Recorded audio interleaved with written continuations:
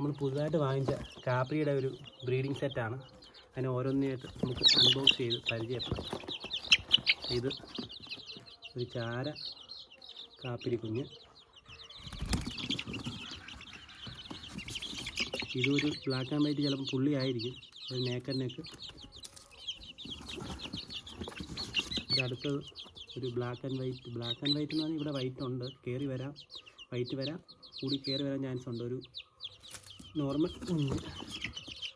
അതുപോലെ തന്നെ വേറൊരു ബ്ലാക്ക് ആൻഡ് വൈറ്റ് ചാര.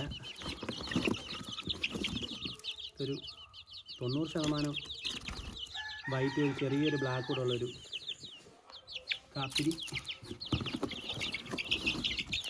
ഇതൊരു വൈറ്റ് ചാര ബ്രൗണോടുള്ളൊരു നേക്കർ നെക്ക് കാപ്പിരി. ഇത് ബ്ലാക്ക് ആൻഡ് വൈറ്റ് ഒരു കാപ്പിരി. ഇത് ബ്ലാക്ക് ആൻഡ് വൈറ്റ് ഒരു നേക്കർ നെക്ക് കാപ്പിരി. ഇതൊരു ബ്ലാക്ക് ആൻഡ് വൈറ്റ് നേക്കർ കാപ്പിരി, നേക്കർ നെക്കാണ്. നമ്മുടെ ഒരു പുതിയ ബ്രീഡിംഗ് സെറ്റാണ് ഇത്. ഇപ്പോൾ ഉള്ള നമ്മുടെ ബ്രീഡിംഗ് സെക്ഷനിൽ ഉള്ളതെന്ന് വെച്ച് കഴിഞ്ഞാൽ പ്യുവർ വൈറ്റ് ചാര, നേക്കർ നെക്ക്, പുള്ളി, ചാര, നേക്കർ നെക്കൊക്കെയാണ് നമ്മുടെ കയ്യിലുള്ളത്. അപ്പം നമുക്കൊരു വെറൈറ്റി ആയിട്ട് അതിൻ്റെ കൂട്ടത്തിലേക്ക് ആഡ് ചെയ്യാൻ വേണ്ടിയാണ് നമ്മളെടുത്തത് പുതിയതായിട്ട്. അപ്പോൾ ഇത് 1 മാസമായ കുഞ്ഞുങ്ങളാണ്. ഇനി ഒരു 4-5 മാസത്തോടെയൊക്കെ വളർത്തിയെടുക്കുമ്പോഴത്തേക്ക് നമുക്ക് കറക്റ്റ് കളർ പാറ്റേൺ നമുക്ക് മനസ്സിലാവും. എല്ലാം അത്യാവശ്യം നല്ല പുള്ളിയാണെന്ന് പ്രതീക്ഷയാണ് നമ്മൾ എടുത്തത്. ആകെ 10 കുഞ്ഞുങ്ങളെ ഉള്ളായിരുന്നു നമ്മൾ എടുത്ത ആടയിൽ. ആ 10 കുഞ്ഞുങ്ങളെ നമ്മളിങ്ങനെ വാങ്ങിച്ചു, നല്ല കളർ ഷെയ്ഡ് നോക്കി നിർത്താമെന്നുള്ള ഉദ്ദേശത്തിൽ.